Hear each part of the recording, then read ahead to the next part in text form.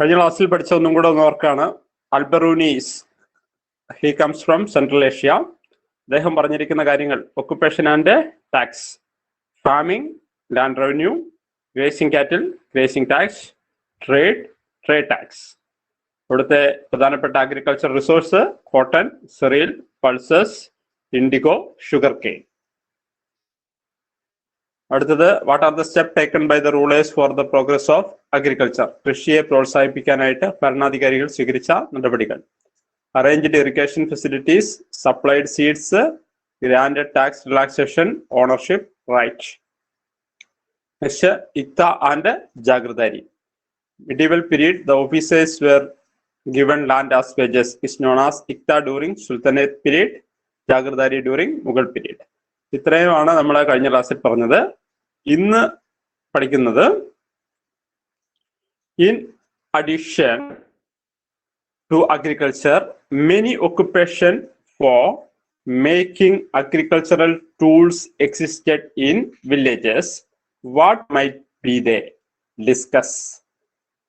In addition to agriculture, കൃഷിയോടൊപ്പം തന്നെ many occupation for making agricultural tools existed in villages. ഈ കാർഷിക ഉപകരണങ്ങളുടെ നിർമ്മാണവുമായി ബന്ധപ്പെട്ട് പല കൈത്തൊഴിലുകളും ഇന്ത്യയിൽ നിലനിന്നിരുന്നു. What might be they? എന്തൊക്കെയാണ് ആ തൊഴിലുകൾ എന്നാണ് ചോദിച്ചിരിക്കുന്നത്. ഇന്ത്യയിൽ നിലനിന്നിരുന്ന തൊഴിലുകൾ, മെനി ഒക്കുപ്പേഷൻസ് ഏതൊക്കെ?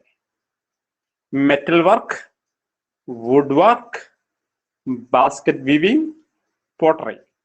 മെറ്റൽ വർക്ക് എന്ന് ലോഹപ്പണി, ലോഹത്തിന്റെ പണി. വുഡ് വർക്ക് മരപ്പണി. ബാസ്കറ്റ് വീവിംഗ് കൊട്ട നിർമ്മാണം, കൊട്ട. ബാസ്കറ്റ് വീവിംഗ് കൊട്ട നിർമ്മാണം അല്ലെ, കൊട്ട നെയ്ത്ത്. പോട്ടറി, പോട്ടറി എന്ന് പറഞ്ഞാൽ പാത്ര നിർമ്മാണം, മൺപാത്ര നിർമ്മാണം. പണ്ടത്തെ പ്രധാനപ്പെട്ട ഒരു ഓക്കുപ്പേഷൻ ആയിരുന്നു പാത്ര നിർമ്മാണം. ഇത്രയാണ് പണ്ട് നിലനിന്നിരുന്ന തൊഴിലുകൾ. ഓക്കെ, കൃഷിയോടൊപ്പം പണ്ട് നിലനിന്നിരുന്ന തൊഴിലുകൾ. Many occupation for making tools existed in villages. നിലനിന്നിരുന്ന തൊഴിലുകളാണ് metal work, wood work, basket weaving, pottery. ഇതൊരു രണ്ട് സാധനങ്ങൾ. ഒന്നാമത്തേത് a water wheel used for irrigation. ഇതിന് പകരം നമ്മൾ ഇന്ന് ഉപയോഗിക്കുന്നത് എന്താന്ന് പറയാമോ? ആർക്കെങ്കിലും ഒരാൾക്ക് മൈക്ക് ഓൺ ചെയ്ത് പറയാം. A water wheel used for irrigation. ഇന്ന് ഉപയോഗിക്കുന്നത് എന്താണ് ഇതിന് പകരം? പറഞ്ഞോളൂ.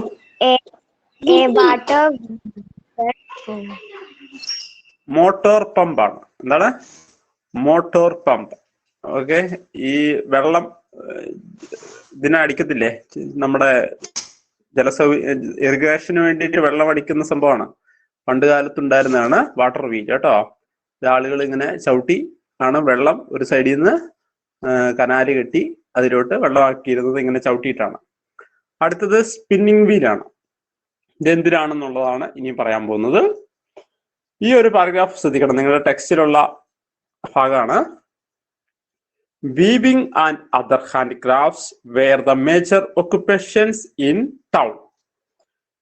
ടൗണിലെ പ്രധാനപ്പെട്ട എന്ന് പറഞ്ഞാൽ പട്ടണത്തിലെ പ്രധാനപ്പെട്ട ഒക്കുപ്പേഷൻ ആണ് വീവിംഗ് ആൻഡ് അതർ ഹാൻഡിക്രാഫ്റ്റ്, നെയ്ത്തും മറ്റ് കൈത്തൊഴിലും. നമ്മൾ കഴിഞ്ഞ ക്ലാസ്സിൽ പറഞ്ഞു ഗ്രാമത്തിലെ തൊഴിൽ. ഗ്രാമത്തിലെ തൊഴിൽ അഗ്രികൾച്ചർ ആണ്. അതിലെ പ്രധാനപ്പെട്ട അഗ്രികൾച്ചറൽ റിസോഴ്സസ് എന്തൊക്കെയായിരുന്നു? Cotton, cereals, indigo, sugar cane. ഇതൊക്കെയാണ് വില്ലേജിലെ. എന്നാൽ ഇവിടെ പറയുന്നത് ടൗണിലെ പ്രധാനപ്പെട്ട തൊഴിൽ എന്താണ്? വീവിംഗ്. വീവിംഗ് എന്ന് പറഞ്ഞാൽ നെയ്ത്താണ്. നമ്മുടെ വസ്ത്രങ്ങൾ നെയ്യുക അല്ലെ, വസ്ത്രമൊക്കെ ഈ നെയ്ത്തിലൂടെ ഉണ്ടാക്കിയിരിക്കുന്നതാണ്. Weaving and other handicraft. Handicraft means കൈത്തൊഴിൽ, കൈകൊണ്ട് ചെയ്യുന്ന ജോലിയാണ് അന്നത്തെ പ്രധാനപ്പെട്ട പട്ടണത്തിലെ പ്രധാനപ്പെട്ട ജോലി. വീവിംഗ് ആൻഡ് അതർ ഹാൻഡിക്രാഫ്റ്റ്, നെയ്ത്തും മറ്റ് കൈത്തൊഴിലുമാണ് പട്ടണത്തിലെ. എന്താണ് അനാമിയ പി കെ? മൈക്ക് എന്താ പറഞ്ഞ? ഏതാ? ഫോണ് കംപ്ലൈന്റ് ആണ് സാറ്. പിന്നെ എന്നാ പിന്നെ സംസാരിക്കാതിരിക്ക, ഇത് പറയുന്നത് കേൾക്കാം, ബാക്കിയുള്ളവരെ ഡിസ്റ്റർബ് ആക്കരുത് കേട്ടോ. Next, to cotton, indigo and silk produced by the rural folks enriched the textile industry. അപ്പം നമ്മൾ നേരത്തെ പറഞ്ഞ റൂറൽ ഫോക്സ്, ഗ്രാമത്തിൽ ഉൽപ്പാദിപ്പിച്ച ചില വസ്തുക്കൾ, അതാണ് കോട്ടൺ, ഇൻഡിഗോ ആൻഡ് സിൽക്ക്. പരുത്തി, നീലം, പട്ടുനൂൽ. ഇത് എവിടെ ഉൽപ്പാദിപ്പിച്ചതാണ്? ഗ്രാമത്തിൽ ഉൽപ്പാദിപ്പിച്ചതാണ്. ഇത് ഗ്രാമത്തിൽ നിന്ന് പട്ടണത്തിലേക്ക് കൊണ്ടുവരും, അല്ലെങ്കിൽ വില്ലേജിൽ നിന്ന് ടൗണിലേക്ക് കൊണ്ടുവന്നു. ഏതൊക്കെ? Cotton, IndiGo and silk. ഇവ ഉൽപ്പാദിപ്പിക്കുന്നത് റൂറൽ ഫോക്സ് ആണ്. എന്നാൽ ഈ സാധനങ്ങൾ നെയ്യുന്നത് ടൗൺ ആണ്. അതാണ് വ്യത്യാസം. Rural folks enriched the textile industry. ആ പരുത്തി, നീലവും പട്ടുനൂലും ഒക്കെ നെയ്ത്ത് വ്യവസായത്തെ ശക്തമാക്കി. ദ ഇന്ത്യൻ വീവേഴ്സ്, ഇന്ത്യൻ നെയ്ത്തുകാർ, produced garments of different colours and quality. വ്യത്യസ്ത ഗുണത്തിലും നിറത്തിലുമുള്ള വസ്ത്രങ്ങൾ ഇന്ത്യൻ നെയ്ത്തുകാർ ഉൽപ്പാദിപ്പിച്ചു. The garments made of silk, cotton and wool were important among them. അതിലെ പ്രധാനപ്പെട്ട വസ്ത്രങ്ങളാണ് silk, cotton and wool. Silk dress നിങ്ങൾക്കറിയാം, പട്ടുവസ്ത്രങ്ങൾ അറിയാം, സാരിയൊക്കെ ഉൾപ്പെടുന്നത്. കോട്ടൺ, നമ്മുടെ മിക്കവാറും ആൺകുട്ടികളുടെ ഷർട്ടുകളൊക്കെ കോട്ടൺ ഡ്രസ്സാണ്. ആൻഡ് വൂൾ, ഈ തണുപ്പുള്ള സ്ഥലങ്ങളിലാണ് കൂടുതലായിട്ട് ഈ പരുത്തി വസ്ത്രങ്ങൾ, കമ്പിളി വസ്ത്രങ്ങൾ ഉപയോഗിക്കുക. വൂൾ ഡ്രസ്സ്, കമ്പിളി വസ്ത്രങ്ങൾ. അതിലെ പ്രധാനപ്പെട്ടതാണ് ഇന്ത്യൻ നെയ്ത്തുകാർ ഉൽപ്പാദിപ്പിച്ച പ്രധാനപ്പെട്ട വസ്ത്രങ്ങളാണ് സിൽക്ക്, കോട്ടൺ ആൻഡ് വൂൾ. ഈ 3 തരത്തിൽ, പട്ട്, പരുത്തി, കമ്പിളി എന്നിവയാണ് പ്രധാനപ്പെട്ട വസ്ത്രങ്ങൾ. New tools like spinning wheel and looms. Spinning wheels and looms wear used four weaving. 2 പ്രധാനപ്പെട്ട ഉൽപാദനത്തിന്, ഈ നെയ്ത്തിന് ഉപയോഗിക്കുന്ന ഉപകരണങ്ങളാണ്. ഒന്നാമത്തേത് എന്താണ്? Spinning wheel. സ്പിന്നിങ് വീൽ എന്ന് പറഞ്ഞാൽ എന്താണ്? നൂല് നൂൽക്കുന്നതിനുള്ള ചർക്ക. കണ്ടിട്ടില്ലേ? നമ്മൾ നേരത്തെ ചിത്രത്തിൽ കണ്ടതാണ്. ഇതാണ് ചർക്ക, സ്പിന്നിങ് വീൽ. ഗാന്ധിജിയുടെ ചിത്രത്തിൽ ഏത് സമയവും കാണാവുന്ന ഒരു ചിത്രമാണ് സ്പിന്നിങ് വീൽ. ലൂംസ് എന്ന് പറയുന്നത് തറി ആണ്. എന്ന് പറഞ്ഞാൽ നെയ്ത്തിനുള്ള തറികൾ എന്ന് പറയുന്നത് നമ്മൾ കണ്ടിട്ടുണ്ടാവും. ഒരു കട്ടില് പോലെ ഒരു സാധനം. ആ സാധനത്തിൽ ഇങ്ങനെ അവര് നൂല് നിൽക്കുന്ന ചില വീഡിയോ ഒക്കെ കണ്ടു കഴിഞ്ഞാൽ നമുക്കത് പെട്ടെന്ന് മനസ്സിലാവും. അപ്പൊ അത് നമ്മുടെ വിക്ടേഴ്സിന്റെ ക്ലാസ് വരുമ്പോൾ എല്ലാ കുട്ടികൾക്കും അവർ അതിന്റെ ചിത്രമൊക്കെ കാണിച്ചു തരും. അപ്പൊ പെട്ടെന്ന് അത് മനസ്സിലാവും കേട്ടോ. അപ്പം new tools like spinning wheel and looms wear used four weaving. അതിൽ പ്രധാനപ്പെട്ട ഉപകരണങ്ങൾ ഉണ്ടാക്കാനായിട്ട് തുടങ്ങി. ആ ഉപകരണങ്ങളാണ് ചർക്കയും തറിയും. നൂല് നൂൽക്കാനുള്ള charkha and spinning wheel and looms, നെയ്ത്തിനുള്ള തറികൾ ഇതിൽ പ്രധാനപ്പെട്ടതായിരുന്നു. Indigo and colour mixture were used for dyeing the textile. ഇതില് തുണികളിൽ ചായം മുക്കുന്നതിനും നീലവും നിറക്കൂട്ടും ഉപയോഗിച്ചു. നിങ്ങൾക്കറിയാം, നിങ്ങളുടെ ഡ്രസ്സൊക്കെ വ്യത്യസ്ത കളറാണ്. അത് കളർ എന്ന് പറഞ്ഞാൽ അങ്ങനെ തുണി കിട്ടുന്നതാണോ? അല്ല, അത് ഓരോ ഡ്രസ്സിലും ഓരോ കളർ മുക്കിയാണ് വ്യത്യസ്ത കളറാവുന്നത്. അപ്പൊ അതിനെന്ത് ചെയ്തു? അപ്പൊ നിങ്ങൾ അത് കുറെ നേരം വെള്ളത്തിലിട്ട് കഴിഞ്ഞാൽ, സോപ്പ് പൊടിയിൽ ഇട്ട് കഴിഞ്ഞാൽ എന്ത് സംഭവിക്കും? അതിന്റെ കളറൊക്കെ പോകുന്ന കണ്ടിട്ടുണ്ടോ? ഈ ചുമപ്പും പച്ചയും മഞ്ഞയും ഒക്കെ ആയിട്ട് ഡ്രസ്സിന്റെ കളറൊക്കെ പോകുന്നത് നിങ്ങൾക്ക് ശ്രദ്ധയിൽപ്പെട്ടിട്ടുണ്ടാവും. അപ്പൊ അത് ഇതിന്റെ ഫലമായിട്ടാണ്. ഇത് ഇൻഡിഗോ ആൻഡ് കളർ മിക്സ്ചർ. സുധൈസ് ബാബു മൈക്കോഫി കേട്ടോ. Colour mixture were used for dyeing the textile. അങ്ങനെ തുണികളില് നീലോ നിറക്കൂട്ട് ഉപയോഗിച്ചു. Indian textile won world acclaim. അങ്ങനെ ഇന്ത്യൻ തുണിത്തരങ്ങൾ ലോക പ്രശസ്തി നേടി എന്നാണ് ഇവിടെ പറയുന്നത്. അപ്പോൾ ഓർത്തിരിക്കുക, ഇന്ത്യൻ ടെക്സ്റ്റൈൽ ഇൻഡസ്ട്രിയെ പ്രോത്സാഹിപ്പിക്കുന്നത് ഇന്ത്യൻ റൂറൽ ഫോക്കാണ്, ഗ്രാമത്തിലുള്ളവരാണ്. കാരണം ഗ്രാമത്തിലെ റിസോഴ്സസ് ആണ് എന്ത്? കോട്ടൺ, ഇൻഡിഗോ ഒക്കെ. ഇത് ഗ്രാമത്തിൽ നിന്ന് ടൗണിലേക്ക് കൊണ്ടുവരുന്നു. ഈ ടൗണിൽ നിന്നാണ് അവരുടെ പ്രധാനപ്പെട്ട ഒക്യുപ്പേഷനാണ് വീവിംഗ് ആൻഡ് അതർ ഹാൻഡിക്രാഫ്റ്റ്സ്. നെയ്ത്താണ് പട്ടണത്തിലെ അല്ലെങ്കിൽ ടൗണിലെ പ്രധാനപ്പെട്ട ജോലി. അപ്പൊ അവര് എന്ത് ചെയ്തു? ഈ ഗ്രാമത്തിലെ ആളുകൾ ഉൽപ്പാദിപ്പിച്ച കോട്ടൺ, ഇൻഡിഗോ, സിൽക്ക് എന്നിവ ഉപയോഗിച്ച് നെയ്ത്ത് തുടങ്ങുകയാണ്. അങ്ങനെ Indian weavers different colours and ക്വാളിറ്റിയിലുള്ള വസ്ത്രങ്ങൾ ഉൽപ്പാദിപ്പിക്കുന്നു. വ്യത്യസ്ത ഗുണവും നിറത്തിലുള്ള വസ്ത്രങ്ങൾ ഉൽപ്പാദിപ്പിക്കുന്നു. അതിലെ പ്രധാനപ്പെട്ട വസ്ത്രങ്ങൾ ഏതൊക്കെയായിരുന്നു? Silk, cotton and wool. പട്ട്, പരുത്തി, കമ്പിളി വസ്ത്രങ്ങളാണ് പ്രധാനപ്പെട്ടത്. പിന്നെ പുതിയ ഉപകരണങ്ങൾ നെയ്യാനായിട്ട് വരുന്നു. അതിന്റെ പേരാണ് സ്പിന്നിങ് വീൽ ആൻഡ് ലൂമ്. നൂല് നൂൽക്കാനുള്ള ചർക്ക, നെയ്ത്തിനുള്ള തറികൾ അവയിൽ പ്രധാനപ്പെട്ടതാണ്. പിന്നെ indigo, colour mixture were used for dyeing the textile.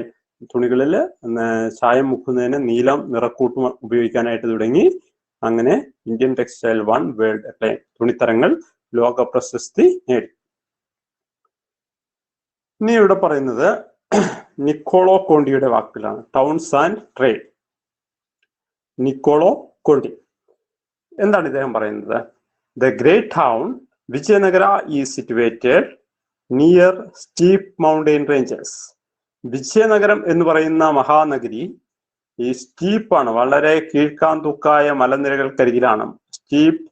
Near steep mountain ranges, വളരെയധികം കീഴ്ക്കാന്തൂക്കായ അങ്ങനെ വലിയ പർവ്വതങ്ങൾക്കരികിലുള്ള സ്ഥിതി ചെയ്യുന്ന നഗരമാണ് വിജയനഗരം. നമ്മൾ പറഞ്ഞിട്ടുണ്ട്, Vijayanagaram established by Harihara and Bukka, major ruler Krishnadevaraya എന്ന് ഒന്നാമത്തെ പാഠത്തിൽ പഠിച്ചിട്ടുണ്ട്. അപ്പൊ അതിനെ കുറിച്ചാണ് പറയുന്നത്. There are attractive gardens and groves in this town. ഇതിൽ എന്തൊക്കെയുണ്ട്? അട്രാക്റ്റീവ് ഗാർഡൻ, ഉദ്യാനങ്ങൾ, മനോഹരമായ പൂന്തോട്ടങ്ങളുണ്ട്. ആൻഡ് ഗ്രോവ്സ്, ചെറിയ ചെറിയ വനങ്ങൾ. Then the market of this prosperous town are full of costly goods. ഇവിടുത്തെ മാർക്കറ്റ് ഒക്കെ എങ്ങനെയാണ്, അല്ലെങ്കിൽ ചന്തകളൊക്കെ എങ്ങനെയാണ്? അങ്ങാടികൾ വില പിടിച്ച വസ്തുക്കളെ കൊണ്ട് നിറഞ്ഞിരിക്കുന്നു. ഇത് ആരുടേതാണ്? നിക്കോളോ കോണ്ടിയുടെ വാക്കുകളാണ്. അപ്പം ഇദ്ദേഹം എവിടെ നിന്ന് വന്ന ആളാണ് എന്ന് ശ്രദ്ധിക്കണം. നമ്മൾ പറഞ്ഞു ഫസ്റ്റ് വന്ന അൽബറൂനി സെൻട്രൽ ഏഷ്യയാണ്.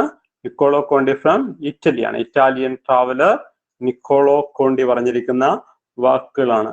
എന്താണ് അദ്ദേഹം പറഞ്ഞിരിക്കുന്നതിന്റെ അർത്ഥം എന്നാണ് ഇനി പറയുന്നത്. The agricultural progress created favourable condition for the prosperity of trade and commerce. എങ്ങനെ കാർഷിക പുരോഗതി ഈ വാണിജ്യം അഭിവൃദ്ധിപ്പെടാനുള്ള സാഹചര്യം ഒരുക്കാണ്. ഇവിടുത്തെ കാർഷിക പുരോഗതിയെ കുറിച്ചാണ്. വിജയനഗരത്തിലെ കാർഷിക പുരോഗതി എന്ത് ചെയ്തു? വാണിജ്യം അഭിവൃദ്ധിപ്പെടാനുള്ള സാഹചര്യം ഒരുക്കുന്നു. Indian spices, textiles, Indian spices, ഇന്ത്യനിലെ സുഗന്ധവ്യഞ്ജനങ്ങൾ, ടെക്സ്റ്റൈൽസ്, തുണിത്തരങ്ങൾ, ലെതർ എന്ന് പറഞ്ഞാൽ തുകൽ, പിന്നെ ജെംസ് എന്ന് പറഞ്ഞാൽ രത്നങ്ങൾ, സാൻഡൽ ചന്ദനം, മെറ്റൽസ് ലോഹങ്ങൾ, പേൾ മുത്ത്, ഐവറി എക്സെട്ര, ഐവറി ആനക്കൊമ്പ്, ഇവയൊക്കെ were in great demand in foreign countries. ഇന്ത്യയിൽ ഇഷ്ടം പോലെയുള്ള സംഗതികളാണിത്. ഇവയൊക്കെ ഫോറിൻ കൺട്രീസിലെ ഇഷ്ടപ്പെട്ട വിഭവങ്ങളായിരുന്നു. ഇന്ത്യയിലെ ധാരാളമായി കാണപ്പെടുന്ന ഈ Indian spices, textiles, leather, gems, sandal, metal, pearl, ivory ഇവയൊക്കെ ലോകത്തിന്റെ പല ഭാഗത്തും പ്രിയപ്പെട്ട വിഭവങ്ങളാണ്. These commodities attracted traders to India. ഈ വിഭവങ്ങളാണ് വ്യാപാരികളെ ഇന്ത്യയിലേക്ക് ആകർഷിച്ചത്. Several traders from different parts of the world reached in India in the medieval period. മറ്റുള്ള ഭാഗത്തിൽ നിന്ന്, ലോകത്തിന്റെ നാനാഭാഗങ്ങളിൽ നിന്നുള്ള ആളുകൾ ഇവയ്ക്ക് വേണ്ടിയിട്ട് കച്ചവടത്തിന് ഇന്ത്യയിലെത്തി. ഇതാണ് ഇദ്ദേഹം പറഞ്ഞതിന്റെ അർത്ഥം. ഇന്ത്യ ഫുള്ളി കോസ്റ്റ്ലി ഗുഡ്സ് കൊണ്ട് നിറഞ്ഞിരിക്കുന്ന ഒരു രാജ്യമാണ്. അത് ഏതൊക്കെയാണ് കോസ്റ്റ്ലി ഗുഡ്സ് എന്നാ പറയുന്നത്? ഇന്ത്യൻ സ്പൈസസ്, സുഗന്ധവ്യഞ്ജനങ്ങൾ, textile, leather, gems, sandal, metal, pearl, ivory ഇവയൊക്കെ ആകർഷിച്ചാണ് വിദേശീയർ എവിടേക്ക് എത്തിയത്? ഇന്ത്യയിലേക്ക് എത്തിയത്. These commodities attracted traders to India. മറ്റു രാജ്യക്കാർ ഇന്ത്യയിൽ എത്തുന്നത് ഇവ മോഹിച്ചാണ്. നിക്കോളോ കോണ്ടി ഫ്രം ഇറ്റലി, ഇദ്ദേഹത്തിന്റെ വാക്കുകളാണ്. തുടർന്ന് ഒരു ചെറിയൊരു പാരഗ്രാഫ് ഉണ്ട്. Calico and Calicut. എന്താണ് കാലിക്കോ, എന്താണ് കാലിക്കറ്റ്? നിങ്ങൾക്കറിയാം, കാലിക്കറ്റ് എന്ന് പറഞ്ഞാൽ കോഴിക്കോടിനെ പറയുന്ന പേരാണെന്നറിയാം. ആരാണ് അങ്ങനെ പേര് വിളിച്ചത്? Cotton textiles were exported from Calicut. Cotton തുണിത്തരങ്ങൾ കോഴിക്കോട് നിന്ന് കയറ്റി അയക്കുമായിരുന്നു. These textiles were known as calico in the European market. European മാർക്കറ്റിൽ ഇതിനെ പറയുന്ന പേരാണ് കാലിക്കോ. ഈ കോട്ടൺ ടെക്സ്റ്റൈൽസിന് പരുത്തി തുണിത്തരങ്ങളെ പറയുന്ന പേരാണ് calico. Kozhikode was known as Calicut by the Europeans. ആരാ യൂറോപ്യൻസ്? നമുക്കറിയാം, ഇപ്പം കഴിഞ്ഞിടയ്ക്ക് യൂറോ കപ്പ് കഴിഞ്ഞതേ ഉള്ളൂ അല്ലെ? യൂറോ കപ്പ് ഇറ്റലി, പിന്നെ അതോടൊപ്പം തന്നെ സ്പെയിന്, ജർമ്മനി, ഇതൊക്കെ കൂടി അടങ്ങുന്ന രാജ്യങ്ങളാണ്. ഇംഗ്ലണ്ട് ഒക്കെ ആണ് ഇവിടെ ഉള്ളത്. ഈ യൂറോപ്യന്മാർ ഇവിടെ നിന്ന്, നിങ്ങൾ ഓർക്കണം, കോഴിക്കോട് നിന്നാണ് ഈ കോട്ടൺ ടെക്സ്റ്റൈൽസ് എങ്ങോട്ട് പോകുന്നത്? ഈ തുണിത്തരങ്ങൾ പോകുന്നത് യൂറോപ്പിലേക്ക് പോകുന്നത്. അങ്ങനെ ആ യൂറോപ്യൻ വിപണിയിൽ വിളിച്ച പേരാണ് എന്ത്? Calico. These textiles were known as Calico in the European market. Kozhikode was called Calicut by the Europeans. കോഴിക്കോടിനെ പറയുന്ന പേര് കാലിക്കറ്റ് എന്നും കോഴിക്കോട്ടെ തുണിത്തരങ്ങളെ പറയുന്ന പേര് കാലിക്കോ. ഇതാണ് കാലിക്കോ ആൻഡ് കാലിക്കറ്റ്. അടുത്തത്, the foreigners who engaged in trade with India. ഇന്ത്യയുമായി വ്യാപാരം നടത്തിയവർ. കാരണം നമ്മൾ പറഞ്ഞ നിക്കോളോ കോണ്ടിയുടെ വിലപിടിച്ച വസ്തുക്കൾ മോഹിച്ചുകൊണ്ട് ഇന്ത്യയിൽ വ്യാപാരം നടത്താൻ വന്ന ആളുകളുടെ പേരുകളാണ് Chinese, Arabs, Portuguese, Vasco da Gama Portuguese, Dutch, Holland, Britain, France. ഇത്രയും ആൾക്കാരാണ് ഇന്ത്യയുമായി വ്യാപാരം നടത്തിയ വിദേശിയർ. Chinese, Arabs, Portuguese, Dutch, English, French. ഈ വിദേശീയ രാജ്യക്കാർ ഇന്ത്യയിൽ വ്യാപാരം നടത്തുന്നതിന് വേണ്ടി കടന്നു വന്നു. നെക്സ്റ്റ്, ഇബ്നു ബത്തൂത്തയുടെ വാക്ക്. എന്താണ് ഇബ്നു ബത്തൂത്ത പറയുന്നത്? The towns in trade are highly populous and wealthy. വലിയ ജനസംഖ്യ നിറഞ്ഞ സമ്പൽ സമൃദ്ധമായ നഗരമാണ് ഇന്ത്യയിലുള്ളത്. The street of the cities were flooded with diverse goods. ഇന്ത്യയിലെ സ്ട്രീറ്റുകൾ, തെരുവോരങ്ങളൊക്കെ വൈവിധ്യമാർന്ന ഉൽപ്പന്നങ്ങളെ കൊണ്ട് നിറഞ്ഞിരിക്കുന്നു. Delhi and Daulatabad are colourful city. ഡൽഹിയും ദൗലത്താബാദുമാണ് ഇതിലെ വർണ്ണശബളമായ പട്ടണങ്ങൾ. കേട്ടിട്ടുണ്ട് Daulatabad? Muhammad bin Tughlaq shifted the capital from Delhi to Devagiri and renamed Daulatabad.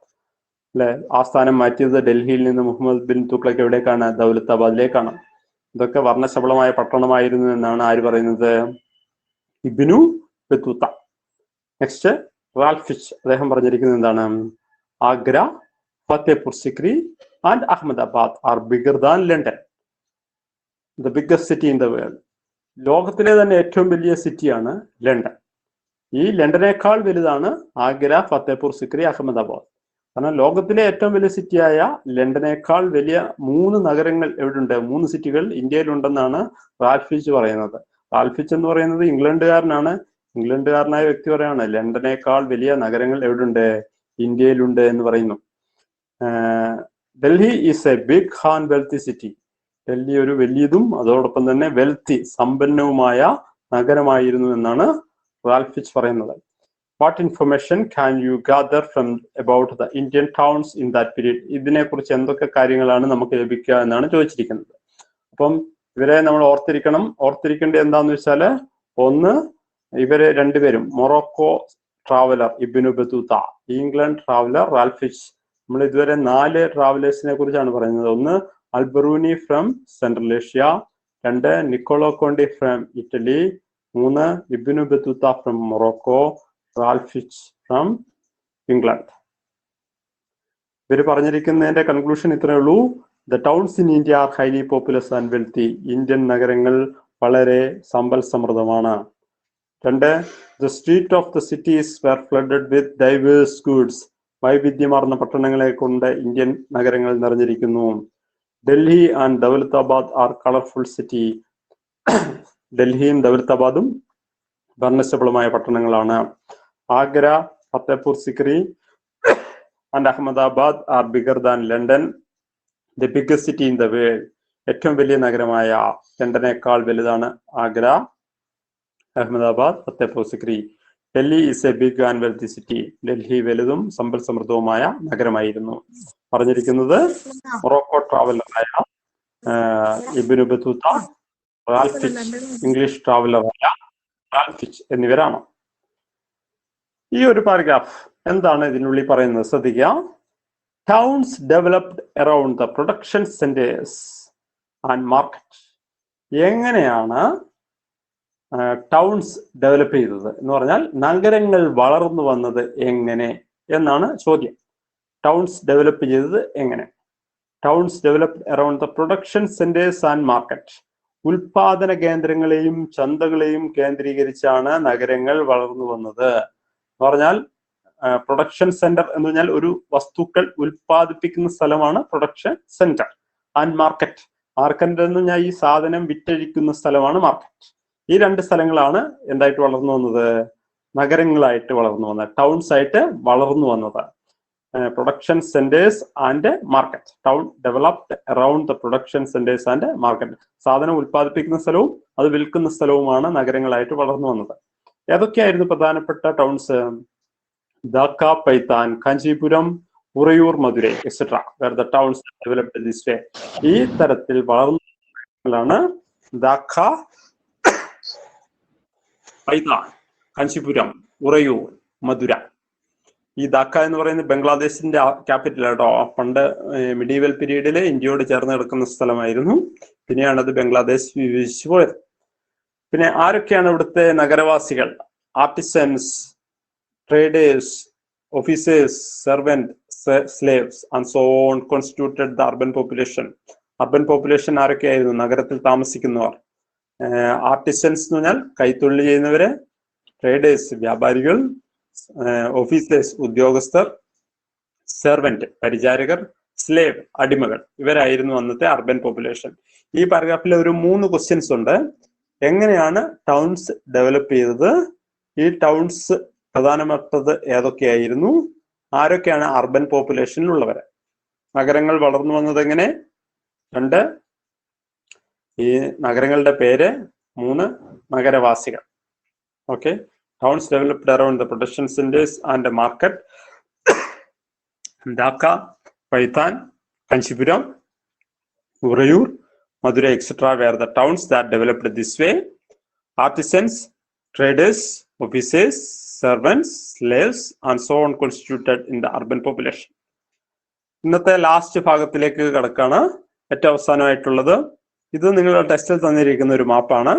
ഇതില് കുറെ ട്രേഡിംഗ് സെന്റേഴ്സിനെ കുറിച്ചുണ്ട്. Major trade centres in medieval ഇന്ത്യയെ കുറിച്ച് പറയുന്നുണ്ട്.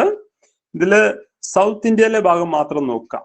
അതാണ് ഇവിടെ ചോദിച്ചിരിക്കുന്ന, അടിയിൽ ചോദിച്ച ചോദ്യം. ആ സൗത്ത് ഇന്ത്യയിലെ ഭാഗം ഒന്ന് നോക്കാം. എന്നിട്ട് discuss the common geographical features that helped the progress of the south Indian trade centre. എന്താണ് വാണിജ്യ കേന്ദ്രങ്ങൾ?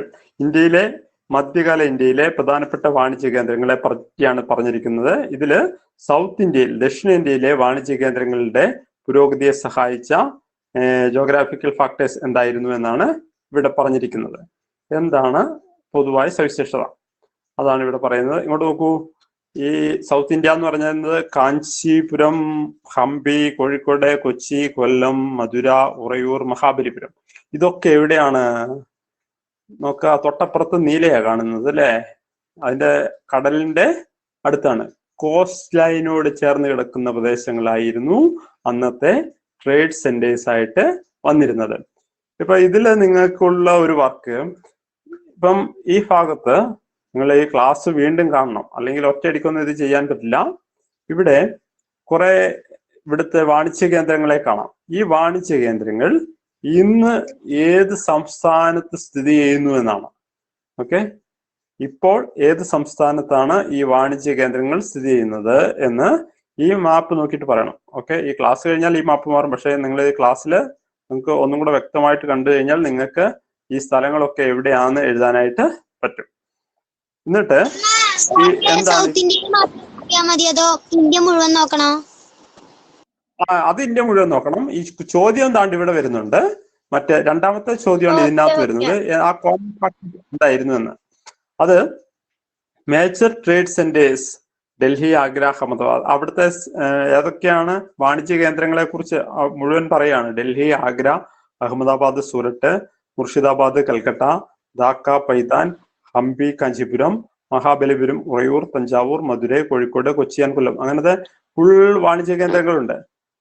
Main trade centres in South India. ഇനിയും ഇവിടുത്തെ നമ്മുടെ ദക്ഷിണേന്ത്യയിലെ, സൗത്ത് ഇന്ത്യയിലെ പ്രധാനപ്പെട്ട ട്രേഡ് സെന്റേഴ്സ്.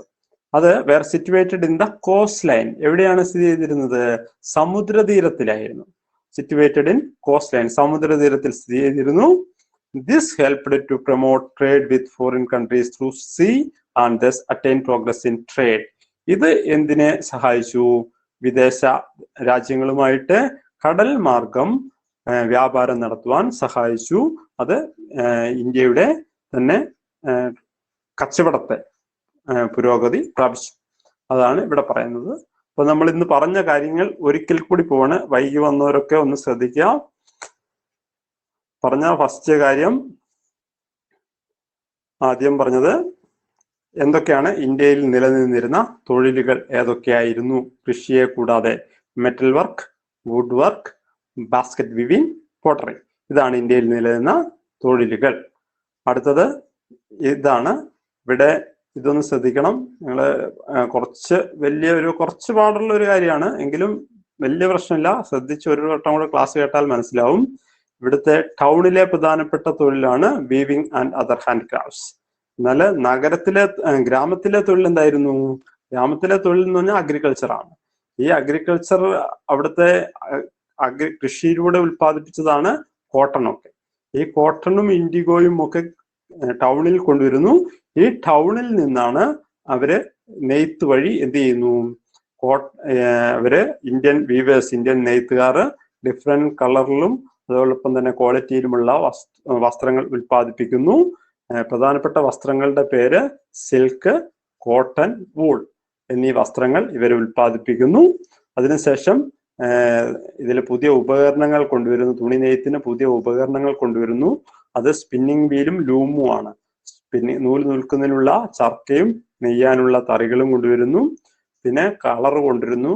ഈ തുണിയിലെ ചായം മുക്കാനായിട്ട് കളറുകൾ, അതോടൊപ്പം നിറക്കൂട്ടുകളൊക്കെ ഉപയോഗിക്കുന്നു. അങ്ങനെ ഇന്ത്യൻ തുണിത്തരങ്ങൾ എന്ത് ചെയ്യുന്നു? ലോക പ്രശസ്തി നേടുന്നു.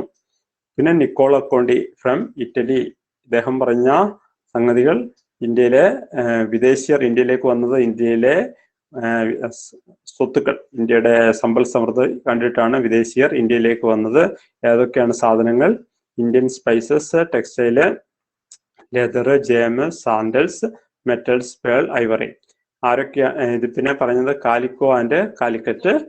Cotton textiles were exported from Calicut. These textiles were known as Calico in the European market. Kozhikode നിന്ന് യൂറോപ്പിലേക്ക് കയറ്റുമതി ചെയ്ത തുണിത്തരങ്ങളെ പറയുന്ന പേരാണ് എന്ത്? കാലിക്കോ. കോഴിക്കോടിനെ പറയുന്ന പേര് കാലിക്കറ്റ്. അടുത്തത് വ്യാപാരം നടത്തിയ വിദേശീയരുടെ പേരാണ് Chinese, Arabs, Portuguese, Dutch, English, French. Next Morocco സഞ്ചാരി Ibn Battuta, England traveller Ralph Fitch. ഇവരുടെ വാക്കുകളിൽ നിന്ന് പ്രധാനമായിട്ടും എന്തൊക്കെ കാര്യങ്ങൾ മനസ്സിലാക്കാമെന്നാണ്? Towns in India highly populous and wealthy. India ജനസാന്ദ്രതയുള്ള സമ്പൽ സമൃദ്ധമായ നഗരമാണ്. ഡൈവേഴ്സ് ഗുഡ്സ് ആണ് ഇന്ത്യയിൽ നിറഞ്ഞിരിക്കുന്നത്. ഡൽഹി ദൗലത്താബാദ് വളരെ വർണ്ണശബളമായ പട്ടണമാണ്. ഏറ്റവും വലിയ നഗരമായ ലണ്ടനേക്കാൾ വലുതാണ് Agra, Fatehpur Sikri, Ahmedabad. Delhi is a big and wealthy. ഡൽഹിയാണ് ഏറ്റവും വലുതും സമ്പൽ സമൃദ്ധവുമായ നഗരം. അടുത്തത് ടൗൺസ് ഡെവലപ്പ് ചെയ്തത് എങ്ങനെ? Around the production centres and market. Dhaka, Paithan, Kanchipuram, Uraiyur, Madurai etcetera were the towns that developed this way. ഈ രീതിയിൽ വളർന്നു വന്ന നഗരങ്ങളാണ് ധാക്ക, പൈതാൻ, കാഞ്ചീപുരം, ഉറയൂർ, മധുര എക്സെട്ര. പിന്നെ അവിടുത്തെ urban population, artisans, traders, officers, servant, slaves. അടുത്തത് ഈ മേജർ ട്രേഡ് സെന്റേഴ്സ് ഏതൊക്കെയാണ് എന്നും ഈ സൗത്ത് ഇന്ത്യയിലെ മേജർ ട്രേഡ് സെന്റേഴ്സിന്റെ പ്രത്യേകത, കോമൺ ഫീച്ചർ എന്താണ്? Main trade centres in South India were situated in coast line. സമുദ്രതീരത്തിലൂടെ സ്ഥിതി ചെയ്യുന്നവയായിരുന്നു സൗത്ത് ഇന്ത്യയിലെ ട്രേഡ് സെന്റേഴ്സ്. ഓക്കെ, വൈകിട്ട് ചർച്ചയ്ക്ക്